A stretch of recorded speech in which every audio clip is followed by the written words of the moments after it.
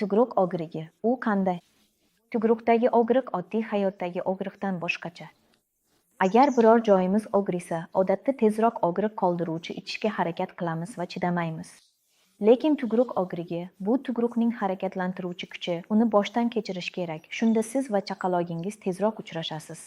Xo'sh, tugruq og'rigi qanday bo'ladi? Hammamiz juda har xilmiz. Tugruqda ham og'riqni har xil his qilamiz.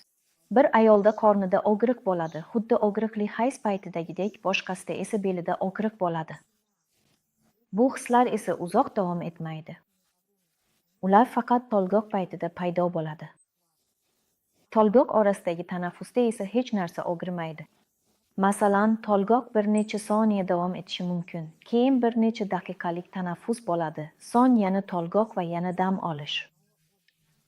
Eng uzoq davom etadigan tolgoqlar bachadon bo'yni to'liq ochilganda bo'ladi.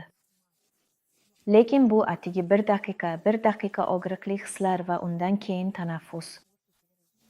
Bola tugilayotgan paytda siqilishlar boshlanadi. Siz shifokor ko'rsatmasi bilan turtinasiz va aynan shu paytda og'riq ketmaydi. Lekin siz bolani dunyoga keltirish bilan band bo'lasiz va his-tuyg'ularingiz o'zgaradi. Ishoning, tugruqdagi his-tuyg'ularni boshdan o'tkazish mumkin. Bu oson emas, lekin atigi bir necha soat o'tadi va siz o'z farzandingizni bag'ringizga bosasiz.